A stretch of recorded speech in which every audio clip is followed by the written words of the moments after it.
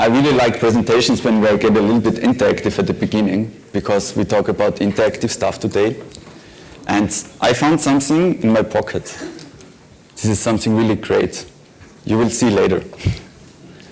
My name is Philipp Kanape. I'm not French and I don't speak French, so that we have this part closed of the presentation. I'm a director and entrepreneur. I founded 2 companies. I'm really young at the moment and I will get older later. And one of my companies is called GARDE. It's also French, but okay, we closed the fact.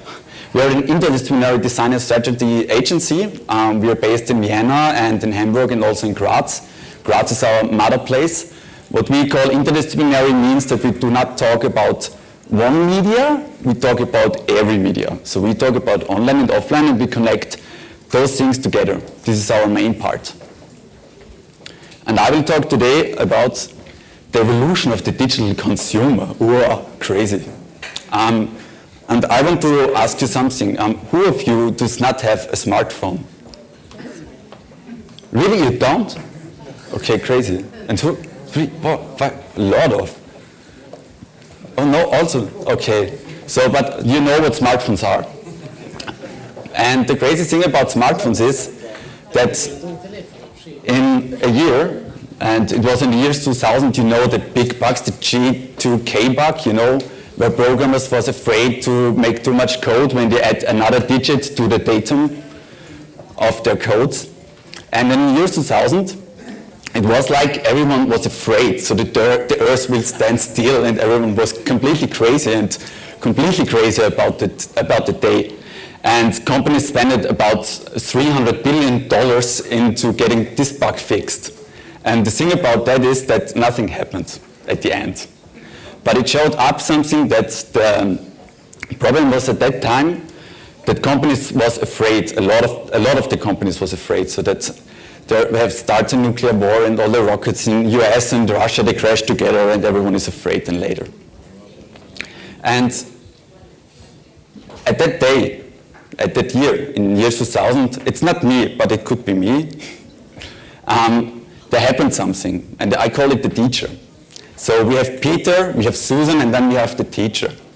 And Peter and Susan were sitting in the classroom and they're texting, you know, SMS. Also the guys and girls without smartphones know what texting is. So they texted and the teacher was really angry with them, really angry. And then the teacher said, please, Peter, draw the mobile phone of the future. And Peter was like, okay, now what's a mobile phone of the future? It's like, it could be everything, you know, it could be like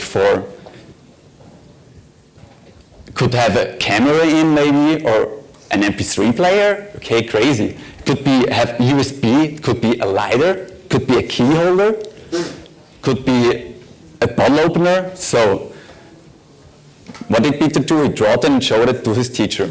And his teacher was then a little bit confused and said, as Peter told him all the features and all the gadgets he wanted to put inside his mobile phone, his teacher got completely crazy and did not believe him. And that was a big fail. And that's just 13 years ago. At that time I was 14, but I was not Peter, I have to say. And there happened a big change at that time. And this change is something where we are at the end of this evolution and in the beginning of another evolution. And this is something really important. Because as Mr. Hirschvogel already told you, it's about to connect to the customer. You have, at the day, I saw that there are the producers, then there are your clients, and then there are your customers. And the guys who buy your stuff at the moment, who buys your fruits and buys your vegetables, you don't know them really, and you're not connected to them, but they have real power, and they get more and more power. So in the year 2002, and this now is I always call them, these are the counting charts. So like impressive, you know, so like having 2.3 billion people in 2012 using the internet instead of 5 million in 2002. Wow. Sorry. And then in 2002, people spent 40 minutes on the internet, and now they use it 4.5 hours in 2012. In the year 2002, you took 12 minutes for 1 megabyte. Now it took 80 seconds for 1 megabyte. Now people spend, in 2002, people spent 4 hours a day on the TV, and in 2013, they will spend about 4.5 hours on the internet. So they use the internet more than they watch TV.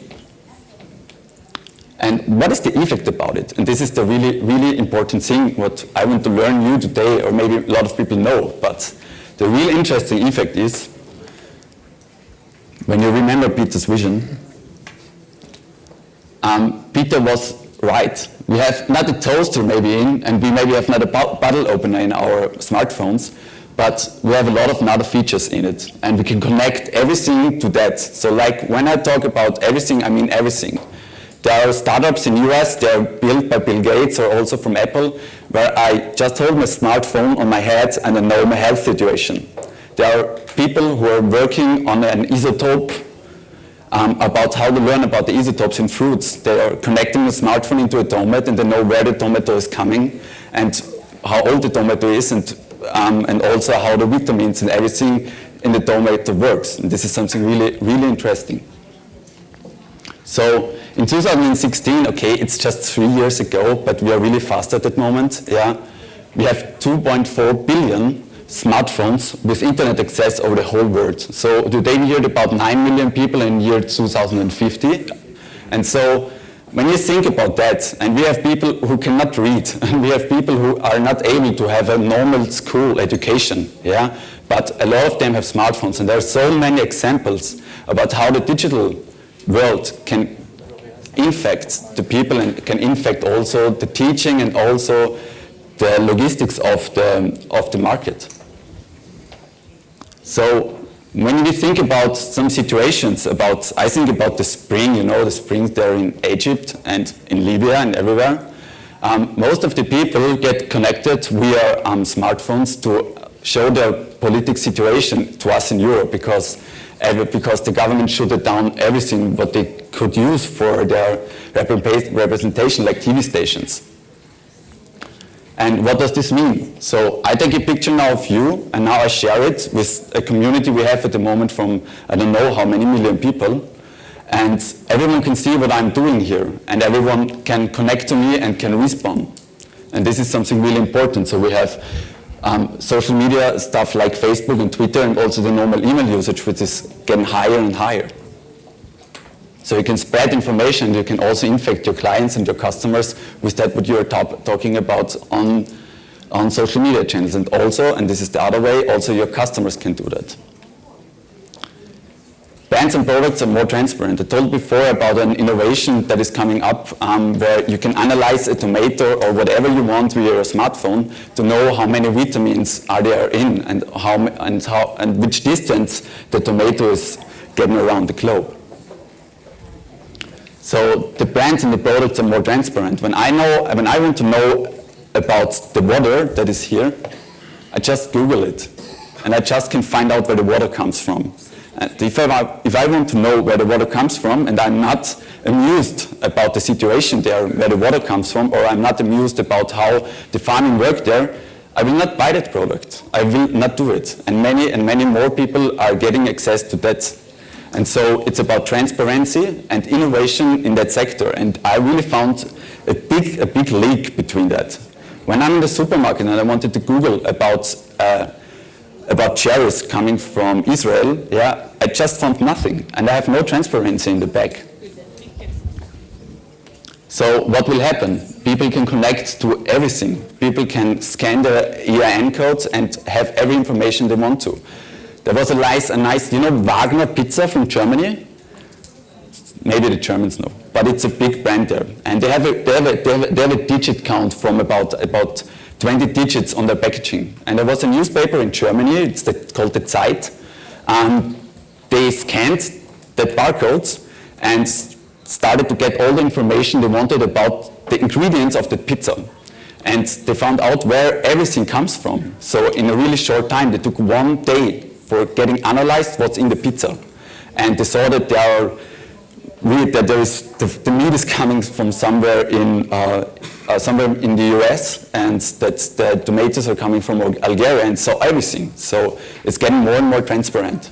But the power is at the client and at the customer, and it's not at you anymore.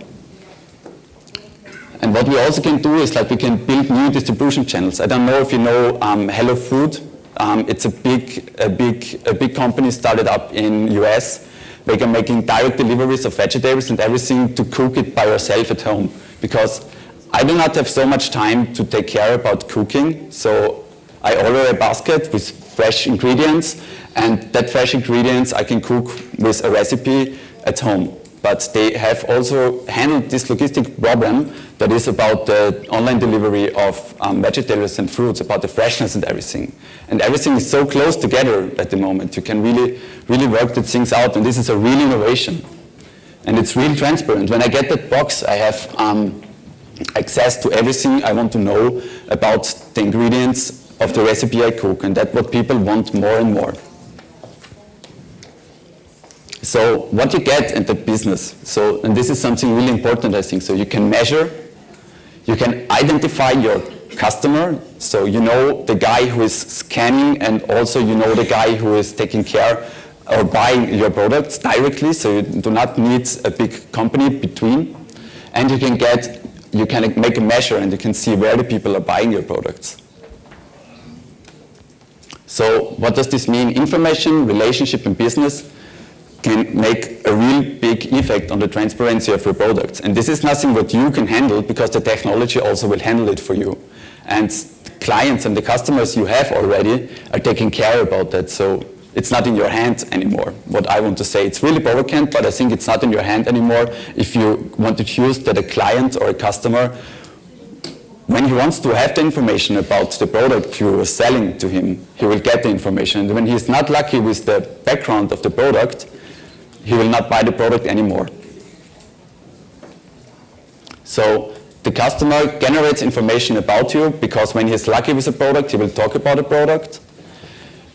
It builds a digital relationship to your product, so that means I'm connected on Facebook, or maybe I'm in a community where I talk about this, and also maybe I have an about more about fruits or something in that way, so I'm really connected in a digital relationship with your product.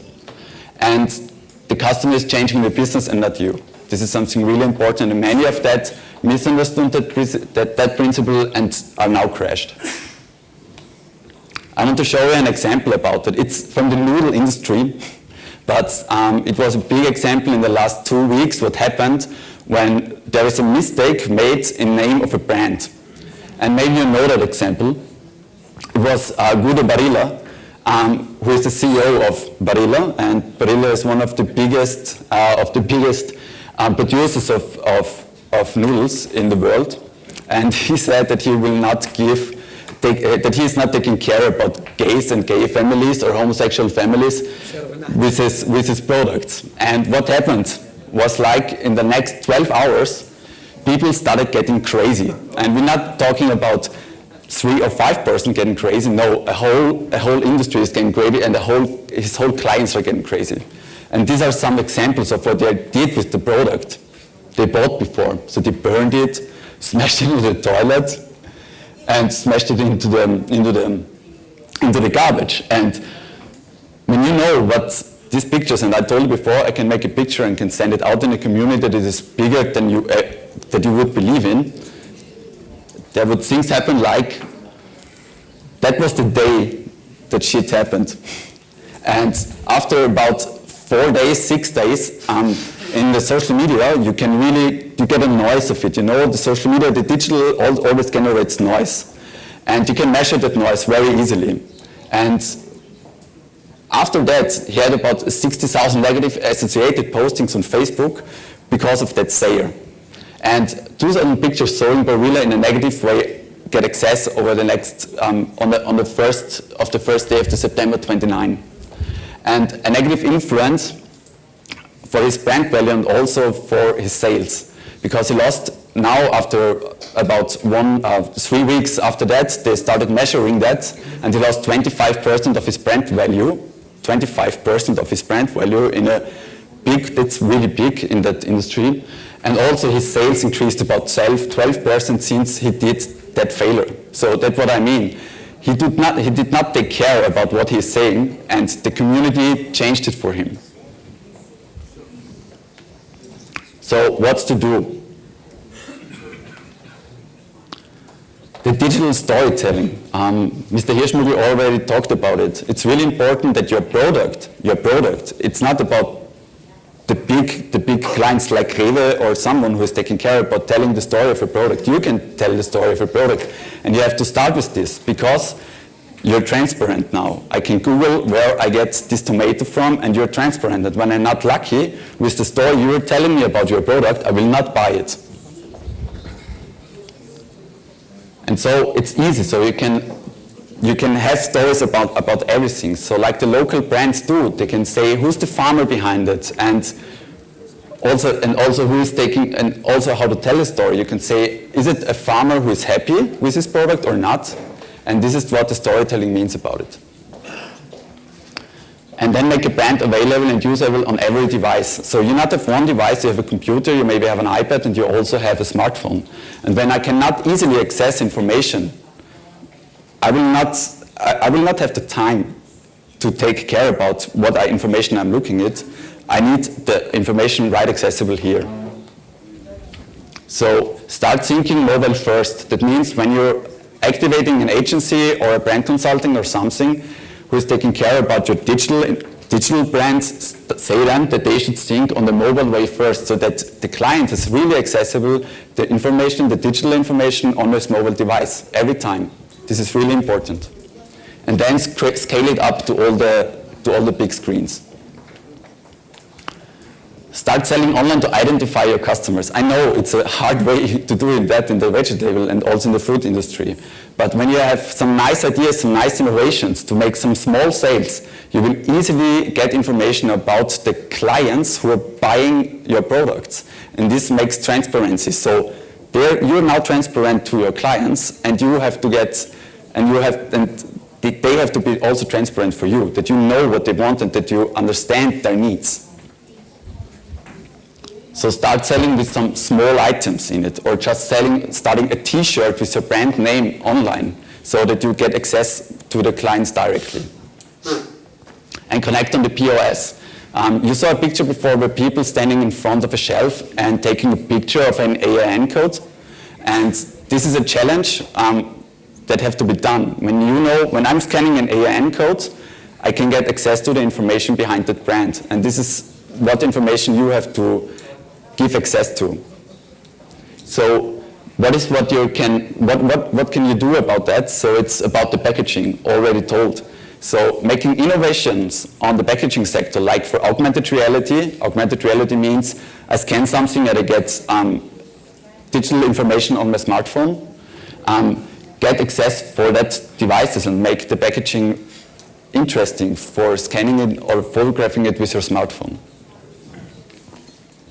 So Peter was right, and that was in the year 2000. And what I mean is about 13 years now, from 2000 to now, and we have a lot of things to do. And the technology and also the digital environment really changes much more faster than before. And this is something really important, that you're not waiting to do something, you have to do something. You have to get access information to your clients and to your customers. Thank you very much.